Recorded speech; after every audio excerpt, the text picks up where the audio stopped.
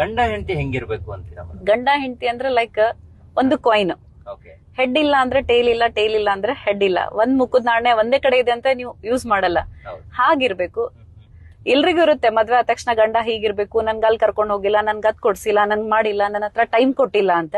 ಅದ್ ಹಾಗೆ ತಿಳ್ಕೊಬಾರ್ದು. ಅದನ್ನಂದ್ರೆ ನಾ ಹೇಳ್ತೀನಲ್ಲ, ಅವ್ರು ನಮ್ ಟೈಮ್ ಕೊಟ್ಟಿಲ್ಲ ಹಾಗೆ ಹೀಗೆ ಅನ್ಕೊಂಡ್ರೆ ಅದ್ ನಾವ್ ಹಾಗೆ ಅನ್ಕೊಂತೀವಿ. ಓಕೆ. ಇಷ್ಟು ಟೈಮ್ ಅವ್ರು ದುಡಿತಿದಾರೆ ಅಂತ ಅನ್ಕೊಂಡ್ರೆ ಅದಕ್ ನಾವು ಅವ್ರಿಗೆ ಸಪೋರ್ಟ್ ಆಗ್ಬೇಕು. ಆ ಟೈಮನ್ನ ಅವ್ರ ಜೊತೆ ನಾವ್ ಇದ್ರೆ, ನಾನ್ ಇದೀನಿ, ನೀವು ಹೋಗ್ ಬನ್ನಿ, ನೀವು ಮಾಡ್ಕೊಂಡ್ ಬನ್ನಿ ಅಂತ.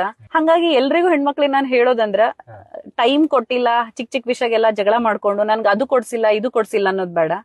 ಮೇನ್ ಇರೋದು ನಮ್ಗೊಂದು ಕರ್ಮಣಿ ಮಾಂಗಲ್ಯ, ಅದೊಂದ್ ಇದ್ರೆ ನಮ್ಗ ಸಾಕು. ಬಂಗಾರ ಹಾಕೊಂಡ್ರೇನೆ ಅಂತೇನಿಲ್ಲ. ಆಮೇಲೆ ಅವ್ರು ಆ ಟೈಮ್ ಅವ್ರು ಏನಕ್ಕೆ ಯೂಸ್ ಮಾಡ್ಕೊಂತ ಇದಾರೆ ಅದನ್ನ ನಾವು ವಿಚಾರ ಮಾಡ್ಬೇಕು.